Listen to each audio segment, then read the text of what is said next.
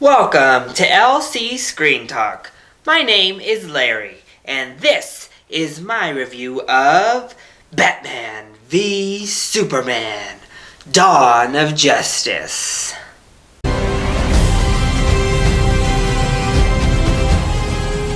So, I was super pumped to see this movie. And the end result?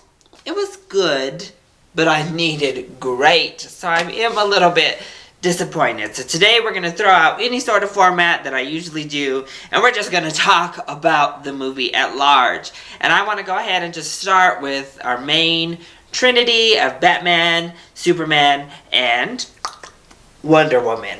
So, Henry Cavill returns as Superman. I think he's a great Superman, and it doesn't hurt that he's just insanely attractive. I think his face is just structurally perfect.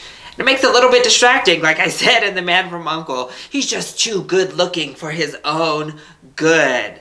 But let's go on to our new characters that we haven't seen before, and start with Ben Affleck as Batman. I actually really enjoyed him as Batman, much better than I thought he was going to be.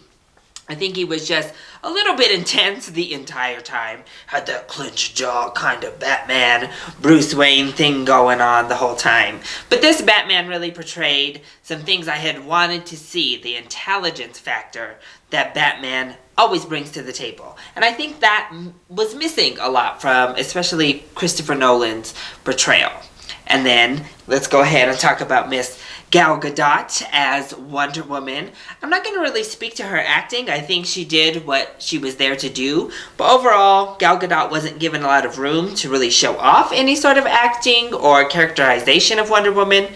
But the character of Wonder Woman was awesome. I think she kind of stole the entire show for me. I think she was amazing. I loved how she was portrayed, which shocker to me because Zack Snyder directed this film and doesn't like to treat his women all that well. But she was awesome. I loved Wonder Woman. And then everybody else is really talking about Jesse Eisenberg as Lex Luthor. I thought he was really bad, actually.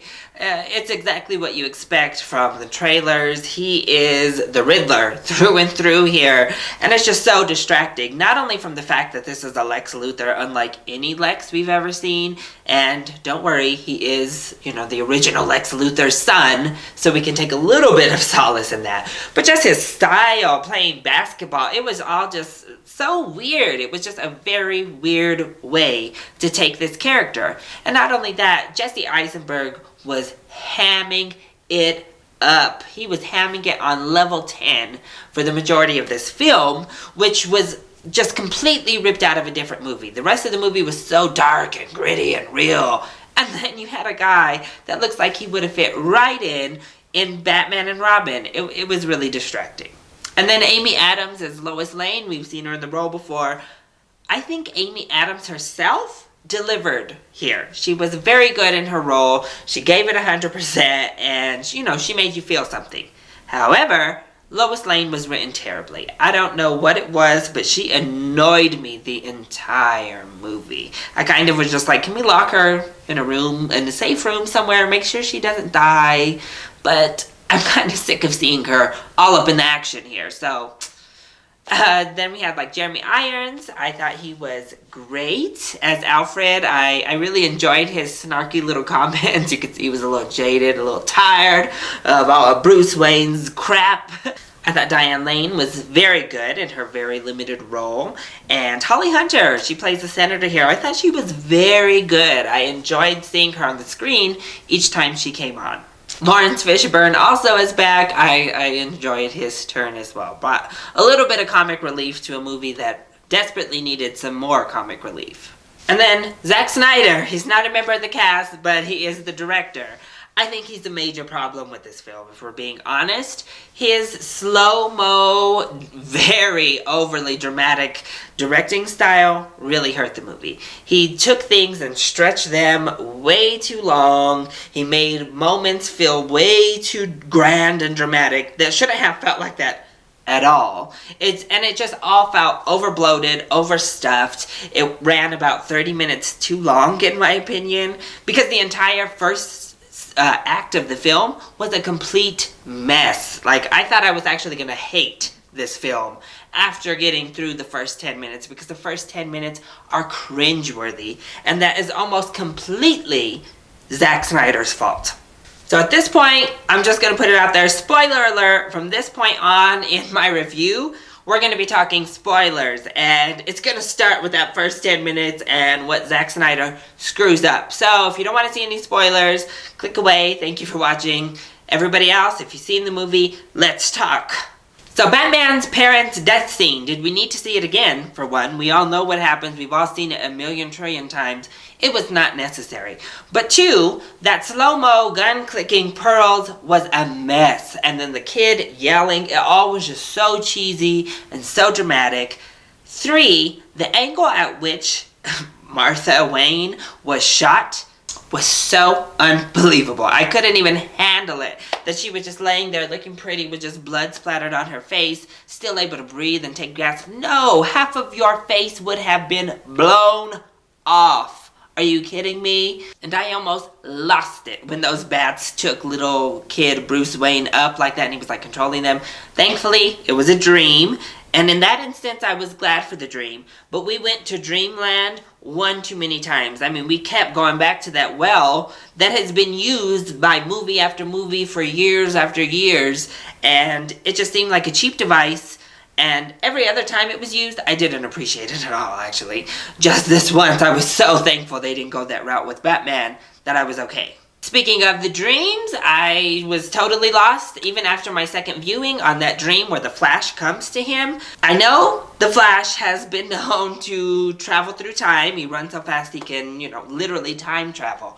But neither the Flash nor Batman have any sort of telekinesis, like intuition, any sort of power like that. The Flash cannot visit people inside of their dreams, and Batman cannot connect mentally with other beings. He is a human, a straight up human. He has no superpowers. He is just smart and rich. That is what Batman does. So it just was all ridiculous, and what the Flash was saying was foolishness for almost the whole part. I didn't like it, I didn't get it, and I actually wish we would have left all the other members of the Justice League out completely. I thought Aquaman's little stint looked foolish. Cyborg's was just very confusing. I think people still are kind of like, why is Cyborg part of the Justice League?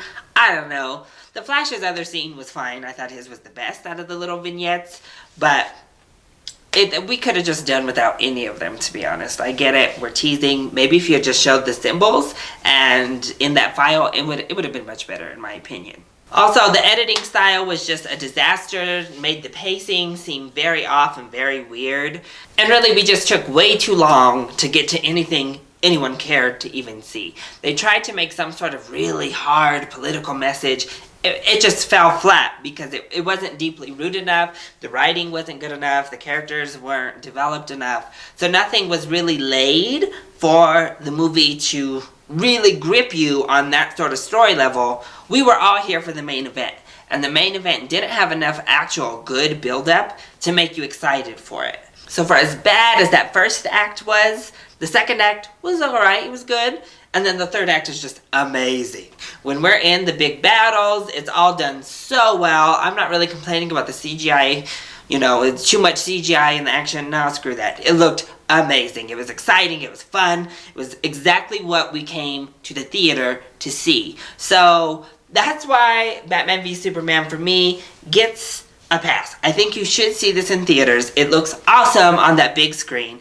I think maybe just temper your expectations, because unfortunately it's not the great film we were all hoping for. It is not The Dark Knight, I'm sorry. I mean, there was even a car chase scene that looked like it was trying to copy the magic of that amazing car chase scene in The Dark Knight, but they all just fell short. And honestly, you can thank Hans Zimmer there, Zack Snyder, for injecting some excitement into the film throughout. And sometimes he created such a great score, but it was coupled with Jesse Eisenberg doing this kind of stuff that was just nonsense, talking about gods and devils and gods over and over. Oh, God.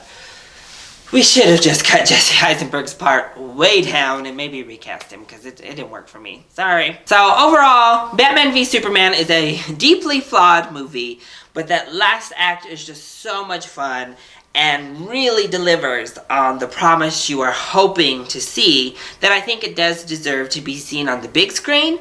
But 1, temper your expectations a lot, and 2, pay matinee prices. This doesn't deserve the premium price ticket. So, that has been my review of Batman v Superman, Dawn of Justice. I hope you enjoyed it. If you did, go ahead, click like down below and subscribe to the channel so you are always up to date on our latest videos. Also, join in on the discussion. Have you seen Batman v Superman? What are your thoughts, and what is your favorite DC comic based film?